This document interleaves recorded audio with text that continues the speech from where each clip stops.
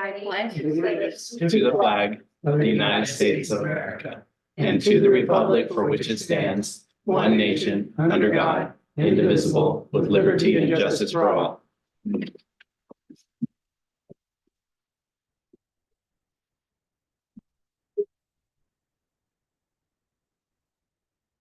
So I'm going to take roll call. Commissioner Couch. Here. Commissioner Etchegoin. Here. Commissioner Mead. Here. Commissioner Clement. Here. Commissioner Brewer. Here. Commissioner Franklin. And Commissioner Kane. All righty. So the next item on the agenda is recognition of appointment to the commission and oath of office. So since the last planning commission, we have had a few reappointments and new appointments to the commission. So if I can have Mr. Franklin, Ms. Kane, and Mr. Brewer, please stand, and then I'm going to issue you the oath of office. So if you can please raise your right hand, I'm going to read you the oath, and at the end you can state I do. So I do solemnly swear or affirm that I will support and defend the Constitution of the United States and the Constitution of the State of California against all enemies, foreign and domestic, that I will bear true faith and allegiance to the Constitution of the United States and the Constitution of the State of California, that I take this obligation freely without any mental reservation or purpose of evasion, and that I will well and faithfully discharge the duties upon which I am about to enter. I do. All right, congratulations on your appointment to the Planning Commission. So I am going to give you the oath.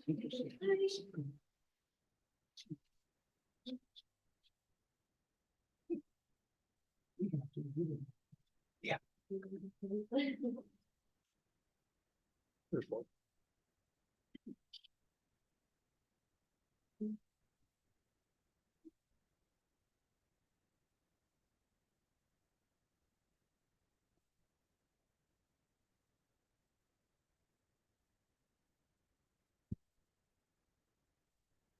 Alrighty, so the next item on the agenda is reorganization of commissioners. So now that the new commission is seated, it is time for the reorganization of the commission, the election of chair and vice chair. Ordinance 2016-15 states that the commission shall elect from its members a chair and vice chair from among its membership at the first meeting of each calendar year. Each position shall hold office for 1 year or until replaced by a simple majority vote of the commission. I will preside over the reorganization process. I will call for nominations for chair. Any commissioner may nominate another commissioner or himself, herself. When there are no further nominations, I will close the nominations and call for a motion to approve a nominee. A commissioner may make a motion to approve any of the nominees. If the motion fails, a commissioner may make a motion to approve a different nominee. Upon a second and a majority vote of the commissioners, a nominee shall become chair. The same process is followed for the position of vice chair. If there is more than one nomination, a vote will be taken last name alphabetical order. I will now open nominations for chair. I'd like to nominate Chairman Couch for a second term as chair. I'll second that.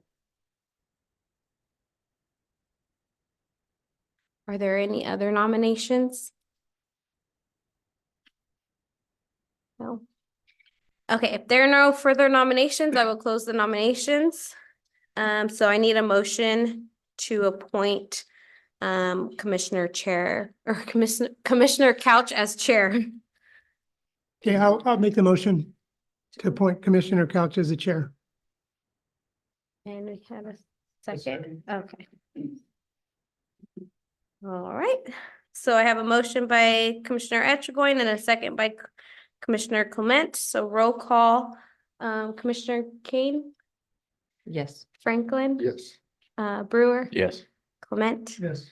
Mead? Yes. Etchegoin? Yes. And Couch. Yes. All right, so your new chair is Mr. Mitchell Couch. All right, so the same process for vice chair. I will now open nominations for vice chair. I'll move to nominate Mr. Etchegoin.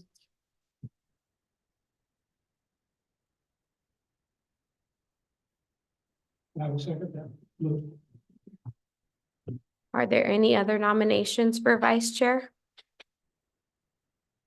Nope. All right, so I will close the nominations. So I have a motion to appoint Commissioner Etchegoin and a second by Commissioner Clement to appoint I nominate. vice chair. Oh, so nominated by Clement. I need a second. Second.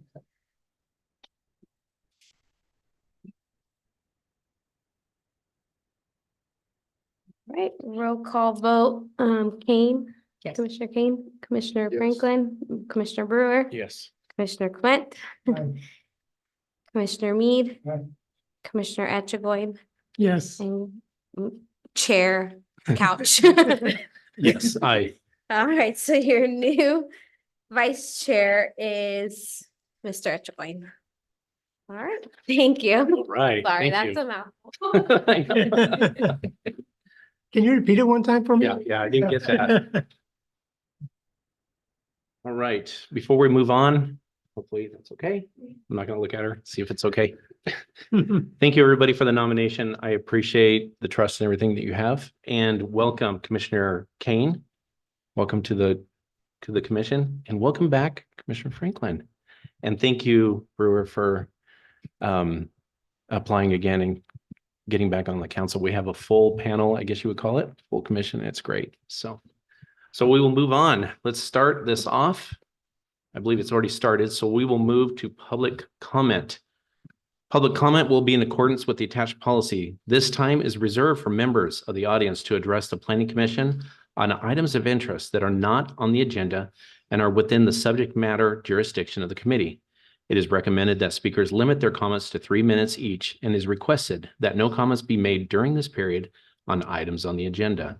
The commission is prohibited by law from taking any action on matters discussed that are not on the agenda. Prior to addressing the commission, any handouts for commission will be provided to the commission secretary for distribution to the commission and appropriate staff. The public will have an opportunity to comment on items on the agenda once the item has been called and the chair opens the item to the public. With that said, we will open public comment at 5:38.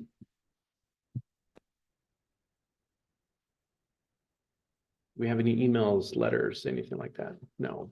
And I don't see any public comments, so we will close public comment at, let's just say 5:39 p.m. All right, we're going to move now to approval of minutes, item number 6. We had our last regular meeting, November 13th, 2023. Commissioners, have you had a chance to look over the minutes? Are there any questions or concerns or anything from those? Nobody sees anything. No, but I'll go ahead and make a motion that we approve the minutes as they were presented. Do I have a second? I'll second that. Commissioner Brewer seconds, okay. Okay, we have a motion to approve by Commissioner Etchegoin and a motion to a second by Brewer. We'll take, we'll take a vote. Commissioner Kane? I'm gonna abstain, actually. Okay, Wasn't here. Kane abstains. Commissioner Franklin, I wasn't here either. right? So you want to abstain? I will abstain. Sure. Okay. Commissioner Brewer? Aye. Commissioner Clement? Aye. Commissioner Mead? Aye. Commissioner Etchegoin? Aye. And I'm Commissioner Couch. I vote aye also. So we have 2 that abstain, and we have 1, 2, 3, 4, 5 that approve the minutes. Okay, we are going to go to item number 7, report and recommendation. This is an adoption of resolution number 2024-01, a request by John Schlickheiser, the property owner, to extend approval of tentative subdivision tract 935 major site plan review 2021-07 PUD number 202101 and all the accompanying planning entitlements for 1 year. Steve Brandt, it's all yours. Thank you, Chair and Commission. Good evening. It's nice to see a full commission. I can't remember the last time we had all 7 here, so that's really cool. So this is a request by the property owner, John Schlickheiser, to extend the life of an approved tentative subdivision map. This is track 935, which is it's north of Hanford Armona Road. It's kind of where the well, it's at the north end of at 18 3/4, which is I'm going like Liberty Drive. So there's a map next to you. It's along the north side would be the Glendale alignment, although Glendale's not there yet. So if you recall, this this map was approved by your commission. It was also approved by the council, and then was subsequently, the site was annexed into the city. The property owner did have a buyer, Lemoore Homes, and they parted ways partly because of the increase in interest rates at the time. So, because the Lemoore had put this deal together when the interest rates were still low. So, Mr. Schlickheiser is talking to other developers. He may be talking to Lemoore again, I don't know. But he has said that he's diligently pursuing other buyers for the site. The map stays with the property. So even though Lemoore paid for the costs to get these entitlements, the entitlements stay with the property. And so he is entitled to now just, sell this to whomever he wants to. So in the meantime, we're recommending that the maps stay alive. We believe that someone is going to purchase this, and so we're recommending that you give this an extension. For those that don't remember, and for a reminder, a tentative subdivision map is good for 2 years, and then the state law says that the planning commission can approve up to 5 one-year extensions. So this would be the first 1-year extension. Okay. That's all I have. That's it. Okay. All right. So for item number 7, we'll go ahead and open it up for public comment at 5:44 p.m. I don't see anybody, no letters, emails, or anything like that. No, the property owner not here or anything, or no, nothing from them. Okay. All right, we'll go ahead and close public comment at 5:44 p.m. We'll open it up with the commissioners. Questions, comments, concerns for Mr. Brandt? Is there any other pros and cons of granting or not granting this? Sounds pretty straightforward. Is there any pros and cons for the city? No, I think the city would like to see the site developed. It's now in the city limits. So if we let the map expire, then whoever did purchase the site would have to go through the whole process again. So there isn't any kind of mitigation going on about Native American history or soil issues out there, is there? I haven't heard of them. not on this site, no. There is one thing that's happening, the city's, the very corner of the site at where Glendale would meet, Liberty, the city's designing a sewer lift station. And that would then go to support, the Lacey Ranch development. So there'd be a lift station just like we have in other parts of the city. It'd be similar to like we have in other parts of the city, yeah. Because the run from Lacey Ranch to the treatment plant is so far that, How's it gonna get down to the treatment plant? well, the lift station will lift the sewage up, so then it can travel down through Liberty. And then it'll join an existing. And it'll join existing system. lines, yeah. Existing lines. So, Okay. yeah. Yeah. And Do- that, Do we have any involvement in assisting the applicant find a developer? Or no? Like, Only if they call us at the planning department, we'll answer questions. We'll tell them what the conditions, anybody who requests, we'll tell them what the conditions of approval are. We'll help them if they have any questions about it, if they're, kicking the tires. So we'll assist anyone that asks, as well as because it was actually the staff that contacted the property owner and said, after Lennar backed out and said, we want you to understand what your rights are. You have these rights. This is your map. So And that lift station doesn't make any changes to the current. it might make some minor changes to the landscape lighting lot. But Um, not to any specific not- housing lot. No, I don't think so. No. Given all the work that's gone into this subdivision map, that's quite a financial incentive in and of itself, I would think, for someone coming in wanting to be the vertical builder there. Is that correct? Because this represents dollars that have been spent and approved. No, of course. Yeah, there's a monetary value to these entitlements. So Is the new developer going to build out what Lennar was gonna do? any new developer that comes in will need to adhere to the conditions of approval that have been set. So Wasn't it around 700? I'm just guessing. Don't have. the number of lots, Yeah. no, this isn't that big. 400? No, that's Lacey Ranch. That's that big. This is, sorry.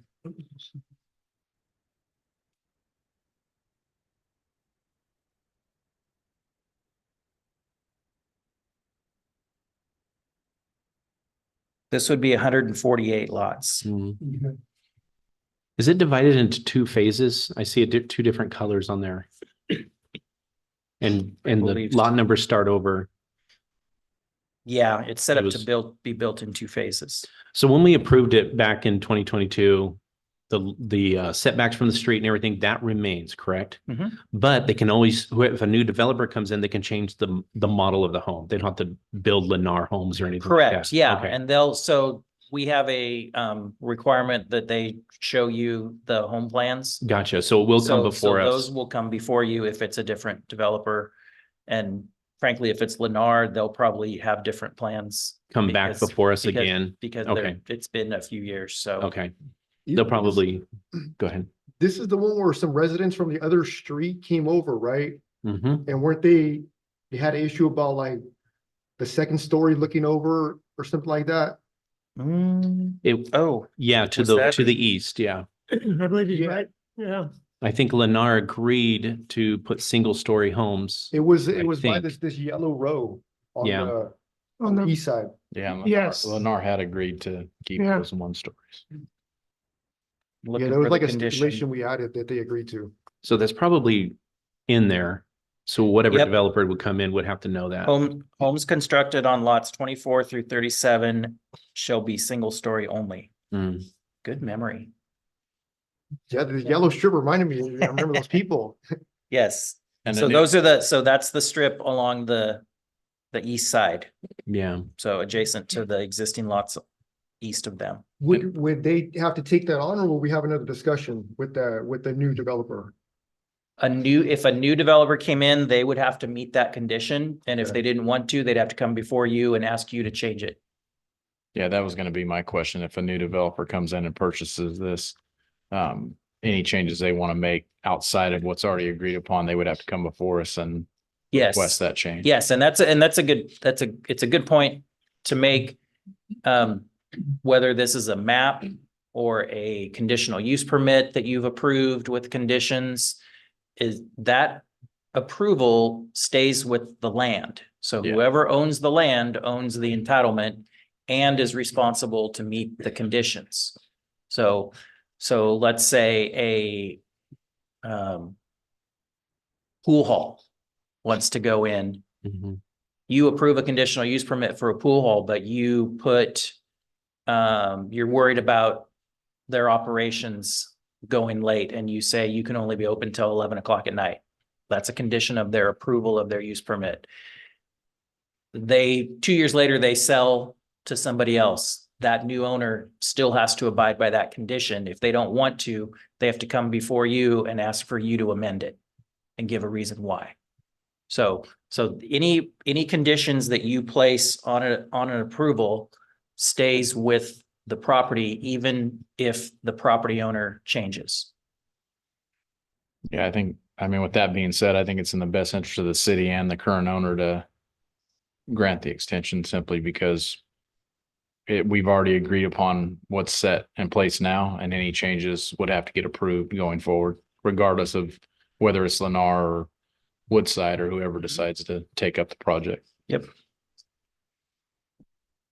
Yeah, It's been, to me, kind of scary while they're driving traffic west coast guys. The development Mm-hmm. was a single lane and cones, and it was almost maxed there, but I think they're rerouting it somehow. Last time I was there was day before yesterday, going out to West. Yeah, They've I, changed it now, but. okay, I'm not up on what they're doing with the traffic out there, but Phones were getting Yeah. knocked down. It just was an accident waiting to happen, but I think they corrected the problem. okay. So Steve, one thing, the drainage basin, Yes. is that also gonna be like a park? Or No, it it's doesn't not. say anything there, huh? No, it's not. It It wasn't. wasn't somewhere along the line we talked about development having to have a park or having to have like a play area of some type? Yeah. That sounds kind of familiar. Pylon. I don't think it Um, was this. I don't think it was this one. Yeah. Yeah, it wasn't this one. That drainage basin is just a little too small and probably the lack of access to it, just because of how many homes will be draining to it. Right. Yeah. If nobody else has any further comments or questions, just based on what we know so far, I make a motion to adopt resolution number 2024-01. I second that motion. Okay, we have a first and a second motion to adopt resolution number 2024-01. We'll take a vote. Commissioner King, Aye. Commissioner Franklin, Aye. Commissioner Clement, Aye. Commissioner Mead, Aye. Commissioner Brewer, Aye. Commissioner Echegon, Aye. and I'm Commissioner Couch. I vote aye as well. Okay, we'll move to item number 8, presentation 2023 general plan progress report. Steve, it's all you again. Yes. Thank you. Yeah, in your packet, there is a copy of the 2023 general plan annual progress report. This is a report that the state wants us to provide each year to them. For those that have been on for a long time, you may be thinking, hey, we didn't always do this, and we didn't always do it. We started doing it last year, and we're going to keep doing it every year. Part of that is just part of the main reason is the state was not really enforcing this, and now they're starting to put little carrots in, like, you're not eligible for this grant or that grant if you don't have your progress report in and things like that. So we started doing it. The big push was to do it the first time last year, and now we just kind of update it every year. So I'm not going to go through it in detail. If you have a question about anything, we can talk about it. But really, the key part is just looking at the policies from our general plan and then comparing it to the comments and the status of what we've been doing related to that specific policy. So some things we were able to say, hey, there was something relevant that we did last year related to this. Other times we said, hey, here's something we did a few years ago that's relevant to this. And then some of the policies are that's just an ongoing thing that we do. So this is our update. It'll be going before the council next week. And then after that, we'll submit it to the state. So. just more for your information. And if you have any questions.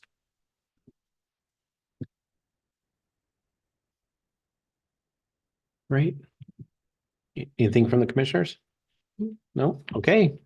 Move on to item number 9, information, overview of discretionary review process. Steve, all you again. Yes, that's me again. I don't have anything formal, just more of a discussion. Since we have some new commissioners or returning commissioners, wanted to take the time to just talk about the concept of discretionary actions. Always good to get a refresher. So, when we talk about what your role is as a planning commission, you're here to help us make these discretionary approvals. So there's in planning law, they distinguish between a discretionary action and a non-discretionary action, which is sometimes called an administrative action. So an administrative action are things that that we do at the staff level. So approving the building permits, approving zoning clearance, which goes along with the building permit, enforcing things like we have standards for how a drive-through lane should be designed. Those are specific to, they're specific to Lemoore. They're in our zoning ordinance, and they're standards, development standards that we apply when a new development comes in. We don't come to you and say, what do you guys think about this drive-through lane? Is it designed right? There's a standard, and we as a staff level, we enforce it. We don't have the discretion to change the standard. We just enforce it as it is. So, so that's an example of non-discretionary or administrative approval. A discretionary action would be like what I talked about before with a conditional use permit or with a tentative subdivision map, where you're being asked to approve something and to give someone an entitlement to construct. And you, because this is a discretionary action, you have the ability to place conditions upon that. The theory behind that in state law is that each site is unique. And where one site may be perfectly suited for a certain type of use, another site on the other side of the city may not be suited for that type of use. And so you can choose to put conditions that would help make it easier for that use to be there in relation to the rest of the city. Or in the extreme circumstance, if you say this just use is not appropriate here, you can choose to deny the use permit or deny the map. That doesn't happen very often, but because we usually try to make things work, and we also try to tell people that have projects that we don't think are going to fly, that, you know, we're not sure this is going to work. And so sometimes we'll discourage bad projects before they even get to you. We'll never stop somebody from applying, but we'll tell them what the real stakes are. So, but the key point in all that is that you can make up conditions of approval. So like I said in the example before, there's a pool hall. Maybe you got 20 neighbors show up that say, we're worried about noise at night. So to mitigate that, you put a condition of approval on there that says you have to close at 11 o'clock. That's a condition that's unique to that particular conditional use permit, and it stays with it. But what you're doing is you're using your discretion to say this use works here under these conditions. So when you see us preparing a draft resolution, there's usually 3 parts to that draft resolution. The first part lays out the facts of the issue. Those are all the whereases. The second part shows the findings. Here's what we're declaring to be true. And then the last part are the conditions of here's the conditions that we think should be placed on this development. So a lot of times a developer might come and want to argue one of the commission conditions. and say, I don't think this is necessary and here's why. And that's where, again, you use your discretion. We've given you our recommendation. You hear from the developer, you hear from people from the audience, and then you use your discretion to say, these are the conditions we think need to be placed on the project. So just thought it was a good time to give a refresher on that. And does anybody have any questions? So I have a question. Mhm. Can we put a condition on a business property or anything that's brought before us, and our condition put the city at risk for litigation, lawsuit, or anything like that? Can we say, pool hall, can we just vote no? No, we don't vote for this. Can they then turn around and sue the city? Not us personally, but the city, and say they can't do that. We overstepped our boundaries. Well, anybody can sue for anything. Right, I know But, that, yeah. but if you did want to deny a project, we would likely ask you to, let's keep using the pool hall example. Sure. So we bring a conditional use permit for a pool hall to you. We're recommending approval with a bunch of conditions. You, after hearing all of the testimony, decide this is not a good thing. We want to deny this. As staff and probably the city attorney as well, we will likely ask you to direct us to bring back a resolution for denial at the next meeting. Mhm. And then that will give us time to craft findings of denial based on what your comments were Okay, during the hearing. So that we have so that when you do adopt a resolution denying the project, you have laid out your reasons in writing as to why you're denying it. So that if somebody does sue, we have something in the record that says, here's why the planning commission denied this. gotcha, Here's the thought process they went through. gotcha. So- It would be very prudent for us to seek legal counsel to make sure that what we're doing is enforceable legally. To not Mhm. put the city in an adverse position. Right. Just because we don't like the color of the bus is not an adequate reason. The fact that you're open at 11:30 at night. Well, yeah, that's where we can help you if you're, I don't know, let's taking this example too far. Let's say you guys are having a bad night and you want to deny something for an absurd reason. Again, we're going to say, hey, tell us why you're denying this so that we can write a denial resolution. And if you're still saying things that don't make a lot of sense, at least you directed us to come back at the next meeting. We have a month to talk with the city attorney and figure out what we're going to do at the next meeting. So, I guess, Additionally, I believe depending on what the item is that the commission is considering, there are potential appeal processes that the applicant can turn to. So there is that. yeah. Okay, So that's, any decision you make can be appealed to the city council. okay, And they have to do that before they can sue. okay, yeah, I guess. They I can't guess- go straight from planning commission to lawsuit. Yeah, for me, my concern would kind of be on the other side of it is, say we have, policy in place, city guidelines, things like that. Somebody comes, brings something before us and they, argue that, hey, we want an exemption here, or we want, something amended.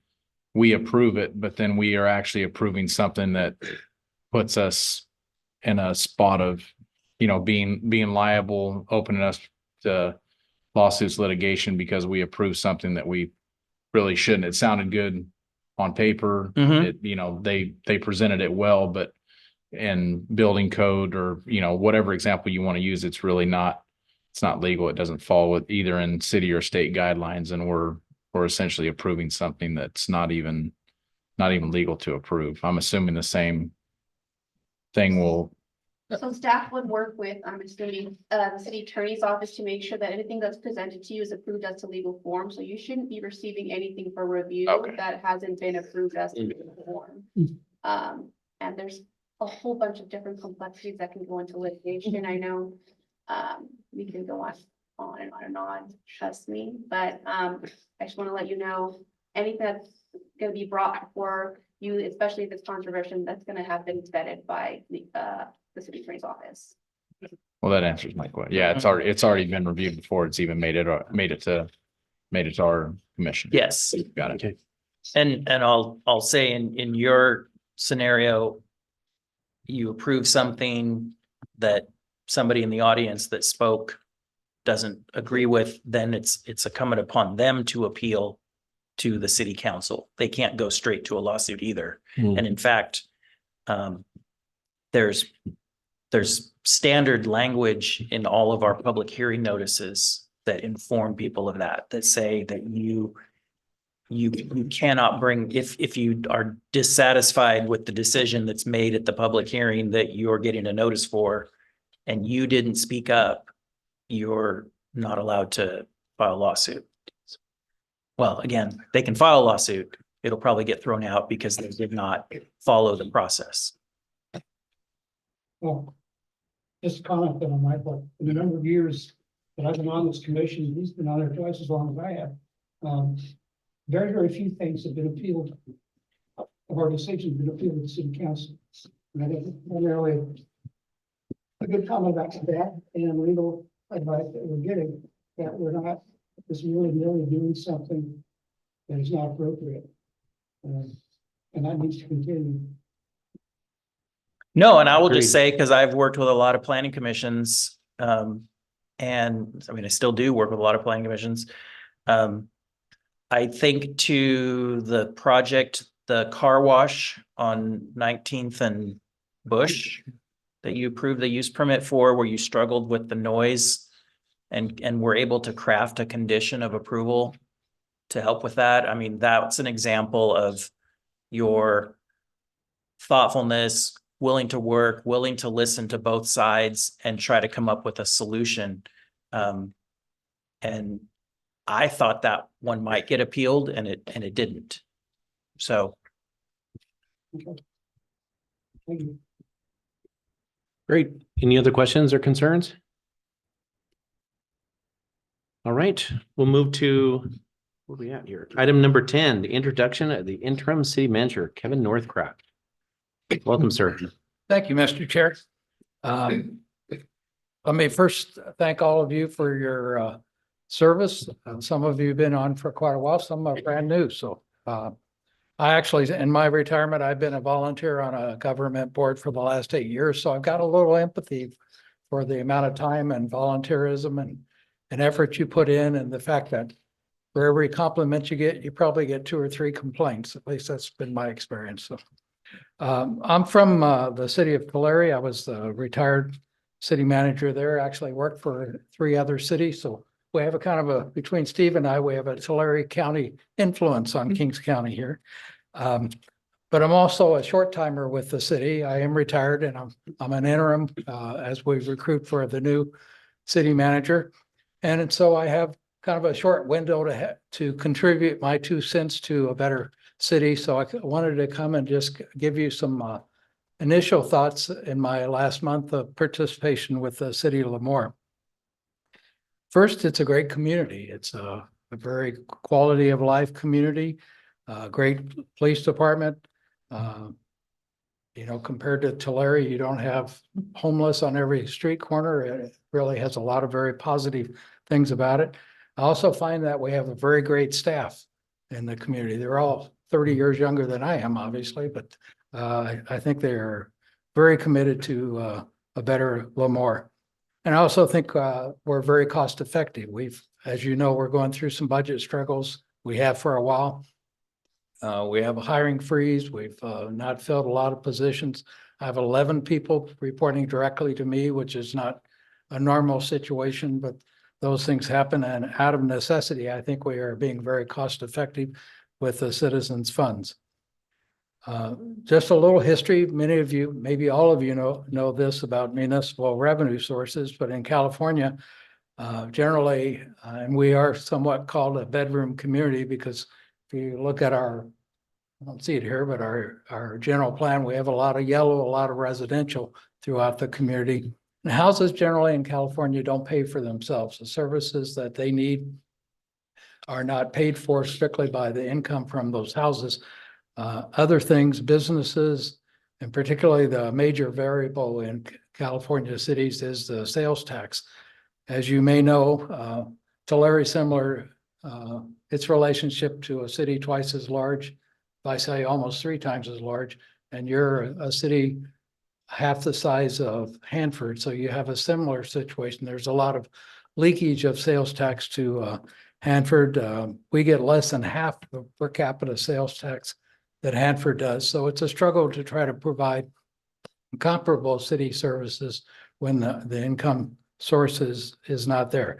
Actually, out of 29 cities throughout the valley, 27 of them have a local option sales tax.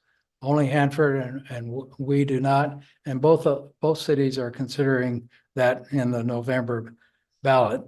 The one thing I think is tremendous about our community is our volunteer fire department. That alone probably saves at least $2 million a year. And while I think we all appreciate that, I'm just, there's so few cities that have the benefit of that kind of esprit de corps, that kind of commitment to the community, and the fact that your classification, your insurance is at a cheaper rate because of the quality of that volunteer fire department, even cheaper than what they would pay in Hanford or Visay or Tulare for those fire services. So that is a tremendous asset to the community. With that in mind, though, and keeping in mind that we need to look at rounding our city out with businesses that will produce that sales tax, that will get more of our fair share of sales tax. One of the top priority items in the city council's strategic plan is, and I quote, "review ordinances and general plan to make them more business friendly." And I would encourage you in my brief time here to fully consider that. I know you're looking at signage. We have pretty restrictive signing to encourage people going through on 41 and 198 to get off the freeway, come visit our, get gas here, get some food, maybe visit other businesses in our community and spend some sales tax and create some revenue for the city while they are here. And we're also looking in the next year to update our general plan, which is a very expensive and time-consuming process, but it's something I guess 2008 was the last time we did a thorough review. And so I would encourage you, as we've done fairly successfully in Tulare, to look at the interchanges, to look at the opportunities for regional commercial, those interchanges and where our sphere of influence is. We have a lot of housing around our interchanges, and I think to look 10, 20 years down the road of what the city needs to be rounded, if we could build more opportunities for regional commercial. So again, to get those people off the freeway, kind of what Hanford has done, I think on 12th Avenue, they've really maximized that interchange. Same thing in Tulare, we're doing that. Cartmill's not developed too much. They're spending $50 million in the south end of town with Caltrans to redo the Page Avenue interchange. And we're going to have a convention center, motels, retail around the International Agri Center. Those kind of things we need. Every city needs to look at how we can balance, bring sales tax to us through taking advantage of the traffic that's going through their town. And we are somewhat limited because we can't grow west, obviously, because of the Naval Air Force Base. So we need to maximize what we have around us. With that, that's kind of my 2 cents of input to you as kind of the outside person that's had a month to take a look at your great community and get some ideas of where it's doing some great things and where it can even get better as time goes on. I'd welcome any ideas, suggestions, comments, or questions that you have.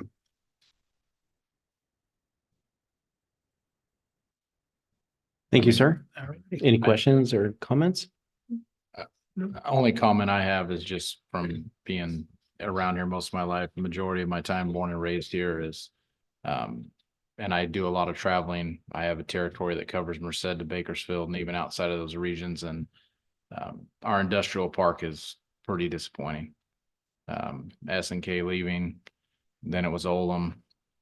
And then obviously there's a lot of things that were done, a lot of things that I probably wouldn't even understand or, way above my pay grade. But yeah, just looking at some of the neighboring cities and where our industrial park is, and I'd be curious to know what direction that's going, because it's seems to have shrank as opposed to grow. We did see some growth with, Gar Bennett come in. You've got Burroughs put a place out there, but then of course they moved from downtown, which was obviously a better move for the city. But there just seems like there's a lot more focus could be put on that industrial park to potentially bring in, more opportunity, more business, more traffic. I agree with the signage. Looking at other cities too, you drive past Lemoore, if you're not from here or familiar with it, you wouldn't know Fast Trip from Jack in the Box from Panda Express.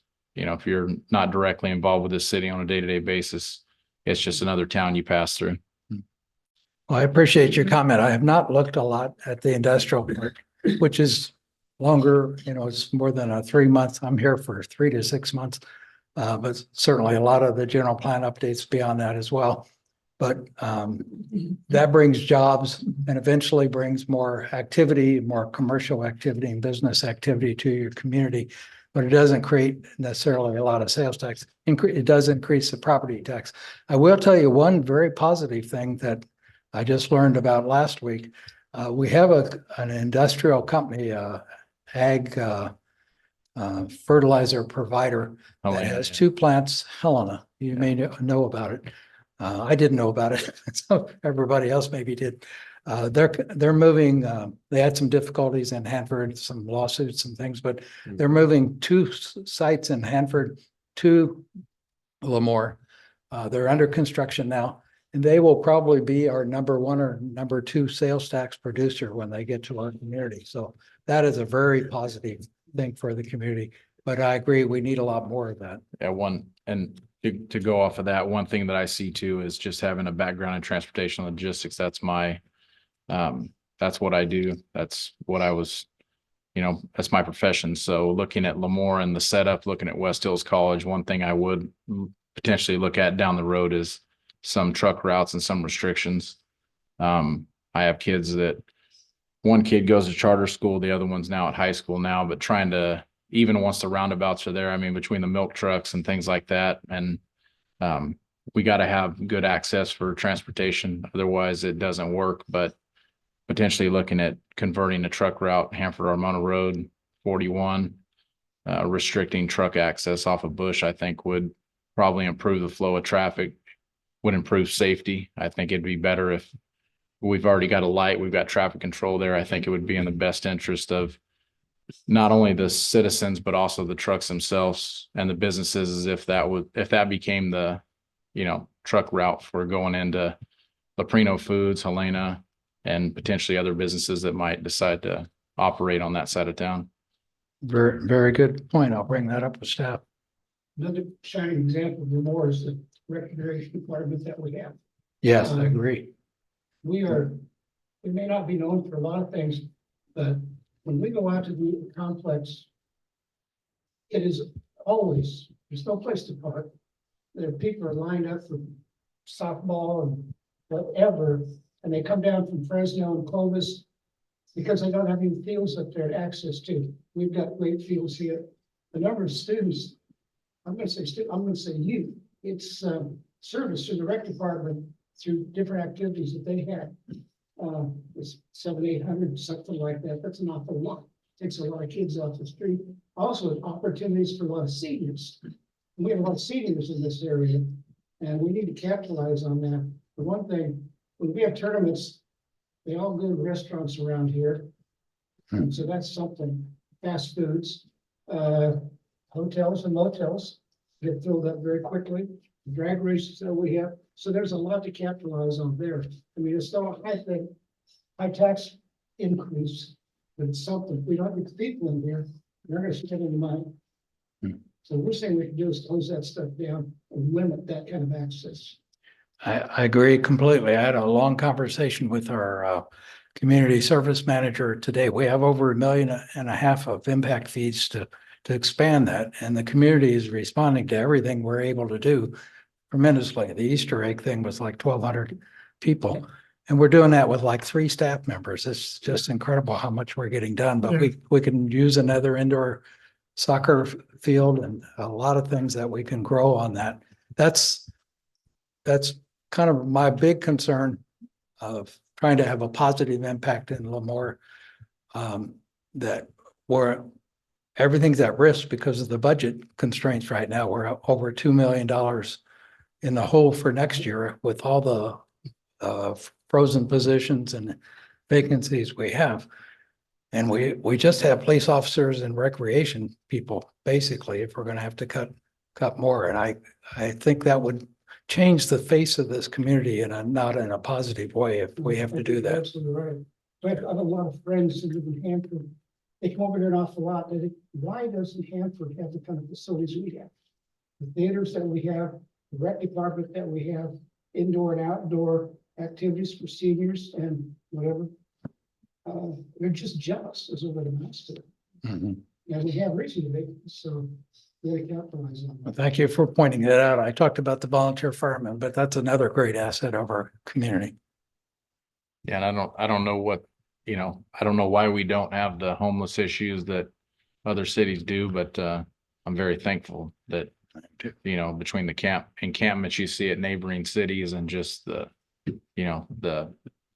just issues they're having, we don't have it here. So I definitely don't want to see that change. Knock on wood. Yeah. I appreciate your insights. I am not from Lemoore. I've only been in Lemoore for the last 4 years. Previous to that, I actually lived in Tulare on the west side of the track. So I know exactly what all those issues you're talking about. And I'm from Visalia. Previous to that, I've lived in Bakersfield, Madera, Fresno, all throughout the valley. I've seen how a lot of cities afford both services and business and opportunities to their citizens. I very much love the hominess of Lemoore, if I can, and it is all those community events. Every time downtown Lemoore has an event, I had my toddler at the Easter egg event at Lions Park. Lemoore has wonderful community services that are a major draw compared to other cities in the area. But I very much agree that on the business end, if I need clothes for my child, I can't get those in town. If there's a lot of things you cannot get in town. And I'd love to see incentivization for both businesses and for employees to work here and bring business and bring more of that revenue in so that we can continue to offer those things to our citizens. Because if we don't have any money coming in, it doesn't do us any good. So I appreciate those observations. Appreciate your comments. All right. Any other comments? Anything else? Certainly appreciate your input, and don't hesitate to call me or text me if you have any thoughts or you think I'm doing something right or something wrong. Or you have an idea that you think we need to be working on. I appreciate it very much. And I appreciate very much your interest in the community by being on the planning commission. Thank you, Mr. Chair. All right. Thank you. Thank you. All right. Move on to number 11, director's report. Steve Brandt again. Got me again. Yeah, thank you. Just a few things to report. I'll say both Christy and I have appreciated working with Kevin. He's got some fresh insights, and I know he only wants to be here a short amount of time, but it will be a worthwhile amount of time for Lemoore. So we approved a site plan for some commercial development at Bush and, oh crap, what's the street? Well, we were talking about the car wash at Bush and 19th, so it'd be directly west of that. 19th and a half. Well, Acacia. not that far. Acacia. Acacia, Acacia, yeah. yeah. Okay, so Bush and Acacia. So, and it would be two drive-through businesses and then some other row shops. So, it's designed to be integrated into the other Dialysis? villages there. So yeah, so the way it's set up, when everything is built, you'll be able to go from that development to the dialysis, to the car wash, to The Dollar the General. Dollar Yeah. General. So all designed, so and this is one of those times where planning pays off, because it was way back with the dialysis, the very first one, I don't know how many years ago, it was before I was here, where we said this has to be an integrated shopping center and you have to have cross access among all the properties. So we'll be getting that. Do you have any idea of the timeline on that gas station car wash next to Dollar General, the one we approved No, I don't. 2 or 3 years ago? I know they had some change in their ownership interest, but they're still talking with us. So I expect it to happen at some point. So What about, and I know this is probably more building department. Do you know when Maverick's going to break ground or anything? I don't know exactly when they're going to break ground. I Yeah. know that the building department and the engineering department have been working with them, reviewing their plans. Okay, so things are So still the plans moving. go, yes. Great. Just They- 198. Yeah. off of 19. I saw they Yeah. plowed over there and I was like, oh, great, maybe they're going to start putting horizontal stuff in there over there, but Yeah, not you yet. beat me to it. That was mine. Yeah, Yeah. so Maverick is progressing at a good pace. What about the one on Smith? So the affordable housing Yeah, project, yes, good question. So that is progressing. They did receive their grant, and what comes along with that grant is money for offsite infrastructure improvements. So along with that, when that gets constructed, you'll be seeing D Street get widened and have curb and gutter put in on both sides all the way to Bush. So, there's areas that are not adjacent to that project that need curb and gutter. This grant will be putting that in as well as putting in bike lanes and fixing some sidewalk. Because part of that grant was to encourage the people that live there to use alternate forms of transportation. And so that's why that grant is willing to pay for offsite improvements. So that one I think is really a double win, because we get the housing plus we get some infrastructure improvements that we need. well, what about that area south of east of the high school? They're torn all those orchards out. It looks to me like maybe it's pretty close to starting. East of the high school, that's the Wathan Castanos project that you approved. I have not heard the status of that one. I know that they are working on it, but I don't know exactly where in the process that one is.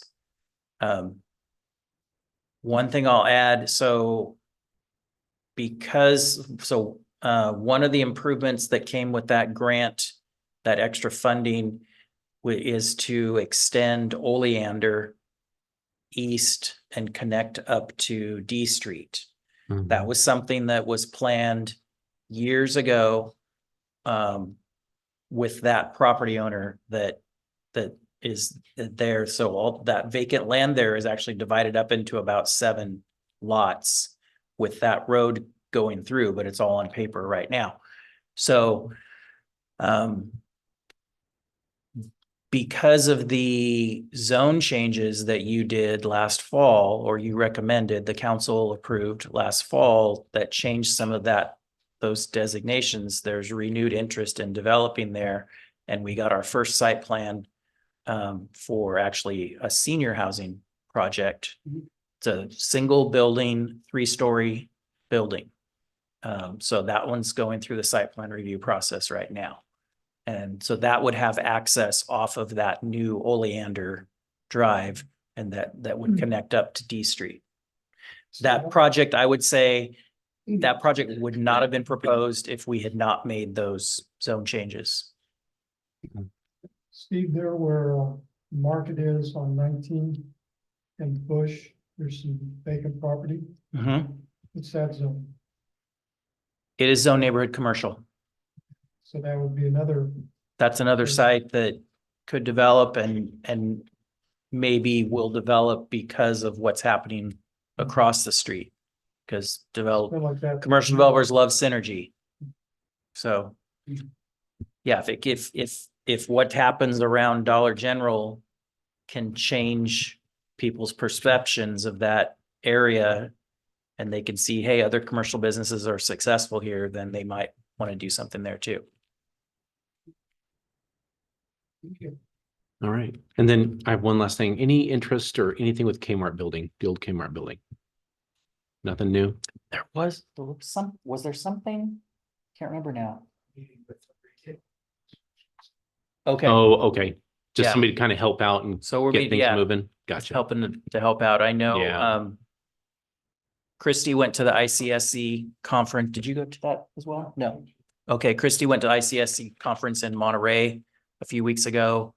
To talk up Lemoore. For those who don't know, ICSC is a conference that all of the, what would you call it, the national retailers Hmm. go to. So if you want to go talk to Jack in the Box about why there should be another Jack in the Box in Lemoore, that's where you go. Gotcha. Okay. That's where you go. That's where a lot of deals get made there. So there's one in Monterey. There's gonna be another one later this year in Las Vegas. Gotcha. I noticed PGD is finally bringing power to Panda Express after all of these. Yeah, I was gonna ask about months. that. Is it open? Not yet. yet, but we but- saw the lights on. But the lights are on. Okay, The li- that's I good. did see lights on. Paving and planting, so. Yep. Okay, he says April 16th. It should be Next open. week? Next week. Yeah, We'll see. Coming soon, the last 3 years. yeah. Cross your fingers.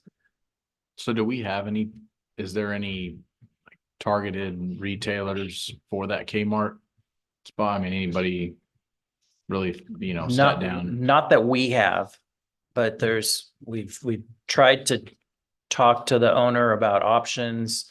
I know other Kmart buildings that have lost their Kmart have divided the building up into 2 or 3 spaces.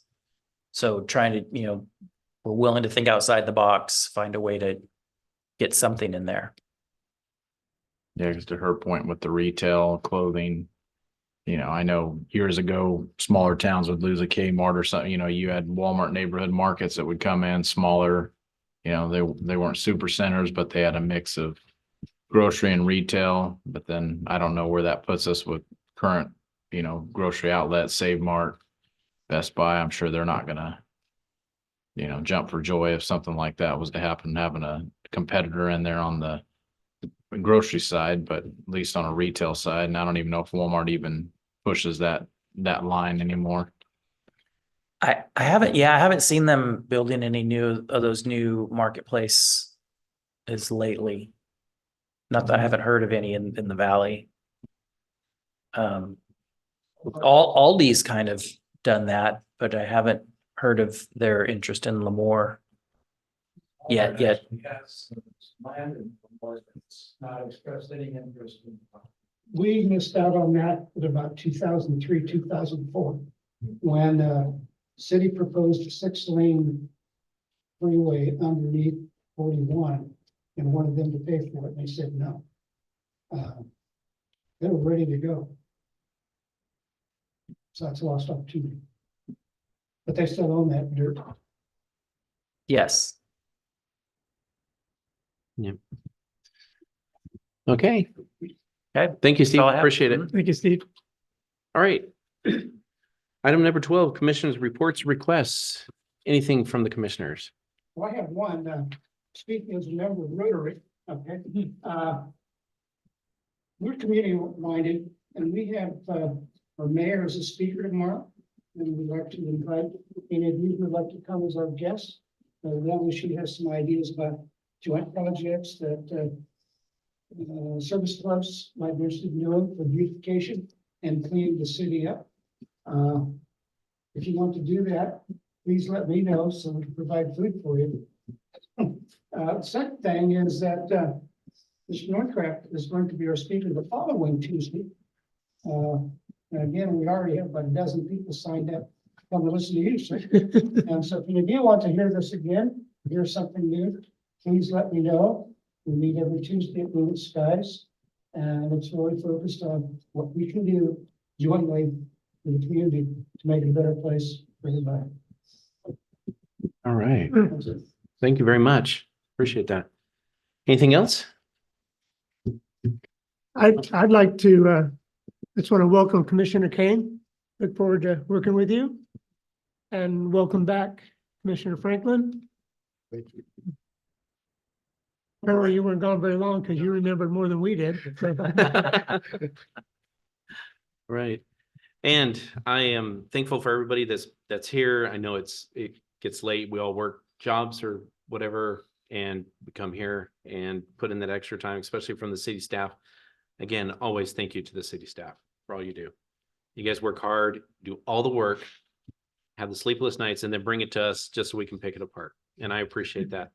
And again, thank you, commissioners, for the vote and confidence of chairman. I appreciate it. That's very humble about that. Thank you. And with that said, we will adjourn our meeting at 6:36 p.m.